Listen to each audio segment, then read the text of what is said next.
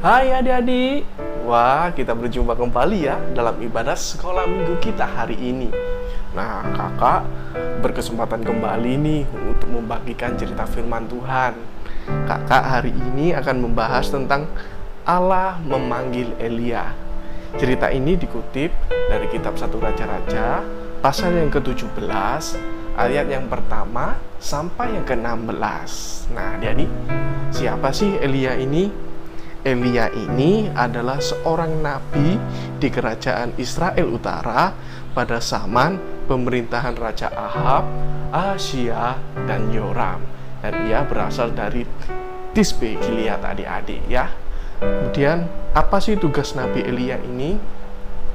Tugas Nabi Elia ialah berjuang agar bangsa Israel dan Raja Ahab mau menyembah Tuhan dan tidak lagi menyembah kepada Dewa Baal. Dewa Baal ini dibawa oleh Ratu Isabel, dan Isabel ini ialah istri dari Raja Ahab adik-adik ya. Dewa Baal, siapa sih Dewa Baal ini? Baal ini adalah dewa pangan dan sejenisnya, dan ia tidak dapat menunjukkan kuasa apapun, dan ia hanya sebatas patung saja adik-adik. Berbeda dengan Nabi Elia. Nabi Elia ini adalah nabi utusan Allah yang sanggup mengadakan banyak mukjizat ya. Kemudian untuk apa sih dia membuat mukjizat? Yang pertama, agar orang dapat percaya atau semakin percaya adik-adik. Ada seorang yang awalnya tidak percaya, namun setelah mendapatkan mukjizat ia menjadi percaya bahwa Tuhan Yesus itu ada adik-adik. Mungkin ada juga orang yang awalnya sudah percaya, namun setelah mendapatkan mukjizat dia semakin percaya adik-adik ya. Yang kedua, untuk menolong orang. Mungkin orang itu sudah sakit lama, dia tidak dapat berjalan, dia tidak dapat melihat, namun setelah mendapatkan mukjizat dari Tuhan, ia dapat berjalan, ia dapat berlari, bahkan dia dapat melihat adik-adik ya. Nah sekarang kakak akan memberikan contoh lewat cerita firman Tuhan, yaitu Allah menolong janda Sarfat melalui Nabi Elia. Yuk kita lihat ceritanya yuk.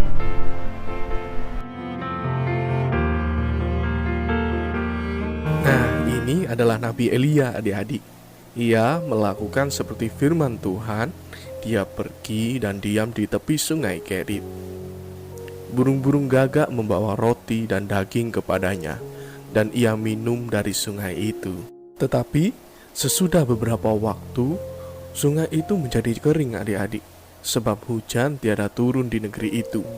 Maka datanglah firman Tuhan kepada Elia. Bersiaplah, pergi ke Sarfat yang termasuk wilayah Sidon, dan diamlah di sana.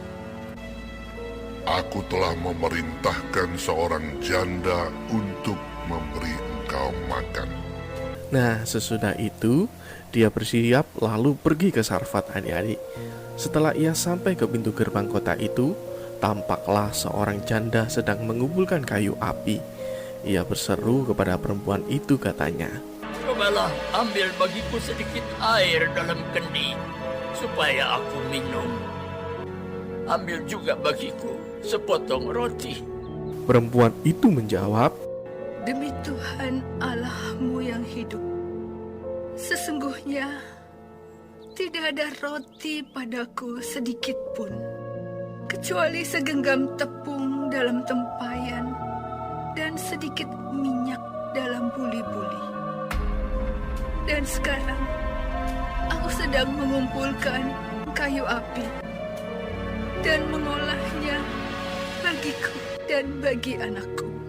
Dan setelah kami memakannya, maka kami akan mati." Tetapi Nabi Elia itu berkata, "Janganlah takut. Pulanglah, buatlah lebih dahulu bagiku sepotong roti bundar kecil daripadanya, dan bawalah kepadaku.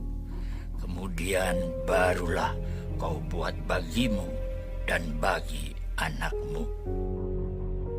Sebab Beginilah firman Tuhan Allah Israel. Tepung dalam tempayan itu tidak akan habis, dan minyak dalam buli-buli itu pun tidak akan berkurang sampai pada waktu Tuhan memberi hujan ke atas muka bumi. Lalu pergilah perempuan itu dan berbuat seperti yang dikatakan Elia, adik-adik.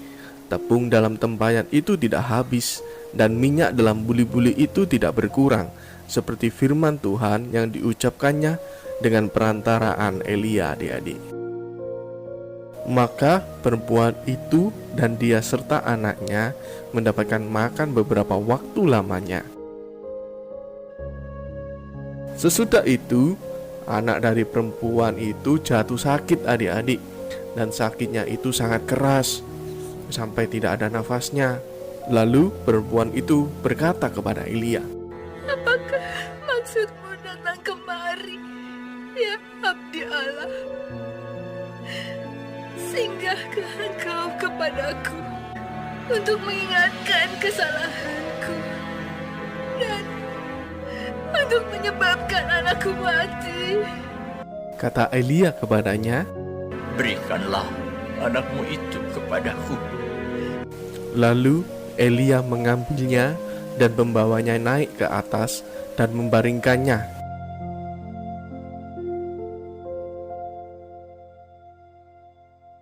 Sesudah itu ia berseru kepada Tuhan, katanya, Ya Tuhan Allahku, apakah Engkau menimpakan kemalangan ini atas janda ini juga, yang menerima aku sebagai penumpang? Pulangkanlah kiranya nyawa anak ini ke dalam tubuhnya. Tuhan mendengarkan permintaan Elia itu, dan nyawa anak itu pulang ke dalam tubuhnya, sehingga ia hidup kembali. Elia membawa anak itu dan memberikan kepada ibunya. Ini anakmu, ia sudah hidup. Kemudian kata perempuan itu kepada Elia, Sekarang aku tahu bahwa engkau abdi Allah dan firman Tuhan yang kau ucapkan itu adalah benar.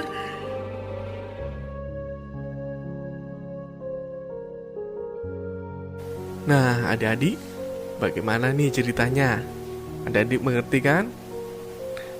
Nabi Elia ini menjalankan firman Tuhan yang dimana dia pergi ke Sarfat dan menemui seorang ibu yang hanya memiliki roti untuk satu orang saja.